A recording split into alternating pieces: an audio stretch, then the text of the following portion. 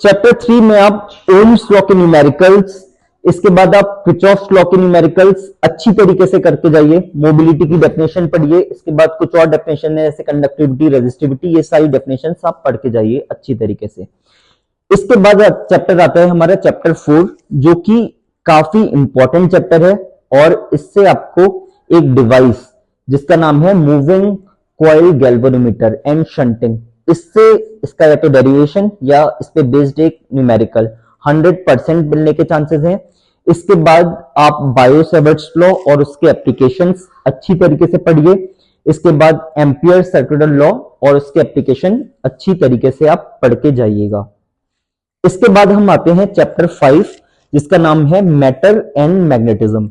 देखिए एक छोटा टॉपिक है, और इस टॉपिक में मैं सिर्फ आपको एक ही टॉपिक बताऊंगा जो कि आपको प्रिपेयर करना है, वो है classification of materials, that is para, dia and ferro. इन तीनों में क्या डिफरेंस है, आप 100% मान के चलिए कि एक क्वेश्चन आपको इसमें से मिलेगा, और आप 15 से 20 मिनट में इसके सारे क्लासिफिकेशन आप अच्छी तरीके से पढ़ सकते हैं। इसके बाद जो हमारा चैप्टर आता है chapter 6 EMI, that is electromagnetic induction. इस चैप्टर में मैं आपको 3-4 इंपॉर्टेंट टॉपिक्स बताऊंगा जो कि मेरी तरफ से आपके लिए हाईली रिकमेंडेड है। इसमें पहला टॉपिक है फैराडेज लॉ। आपको पता होनी चाहिए कि फैराडेज लॉ क्या होते हैं, क्योंकि पूरा चैप्टर ही फैराडेज लॉ के आसपास एक घूमता है। लेंज लॉ, फैराडे लॉ, ये दो आप अगर पढ़ लेंगे तो आपको आधे से ज्यादा चैप्टर क्लियर हो जाएगा।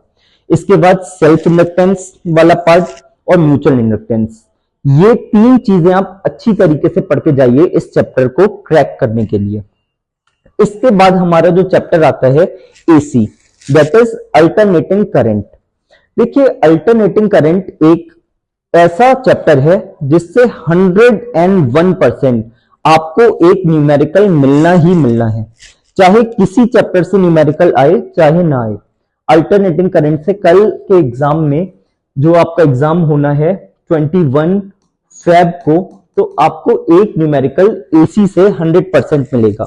इसमें आप क्या करिए, I average for full cycle, ये derivation, I average for half cycle, IRMS, ये 3 डेरिवेशन, और इसके न्यूमेरिकल्स अच्छे से करिए। इसके बाद LCR सीरीज सर्किट, और उसके चारों तरफ जितने आप सर्किट्स पढ़ते हैं जैसे LR सर्किट, RC सर्किट्स, ये वाला पार्ट Q फैक्टर अच्छे से करके जाइएगा।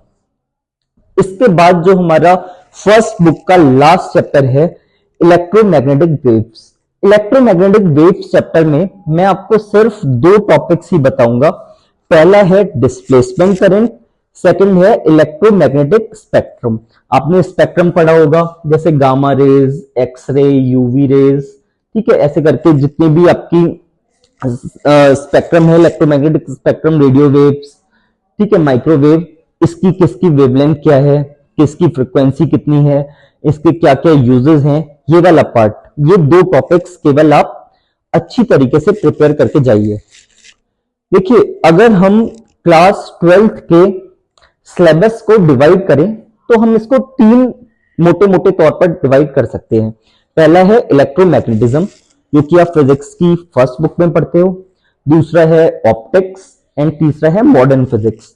तो देखिए इसमें जो आपकी फिजिक्स की पहली बुक है इलेक्ट्रोमैग्नेटिज्म, वो एक डिफिकल्ट बुक है as compare to second book. तो जिन बच्चों की प्रिपरेशन अभी काफी कम है या जिनको सिर्फ पास होना है, मेरी उनको एडवाइस है कि वो इस समय, आज की रात, जो कि बहुत इंपॉर्टेंट होने वाली है आपके करियर में, उसमें केवल और केवल सेकंड बुक पर ही फोकस करें, फर्स्ट बुक को अब ना छुएं। अगर आप पहले से पढ़ चुके हैं तो आप फर्स्ट बुक के टॉपिक्स उठाइए, जिन्होंने नहीं पढ़ा है वो सेकंड बुक के कुछ सिलेक्टेड टॉपिक करके जाइए, आपको पास तो आप एटलीस्ट हो ही जाएंगे। ठीक है, तो हम आते हैं सेकंड बुक के पहले चैप्टर, जिसका नाम है ray optics and optical instrument. इसमें आप मिरर फॉर्मूला का डेरिवेशन और न्यूमेरिकल्स, जो कि आप 10th में भी कर चुके होंगे, वो अच्छे से करके जाइए। लेंस फॉर्मूला अच्छे से करिए। फिर इसके बाद आप लेंस मेकर्स फॉर्मूला, और इसके बाद 3 डिवाइसेस हैं, क्या क्या, simple microscope, compound microscope and telescope. ये तीनों डिवाइसेस अच्छे से कर लीजिए। नहीं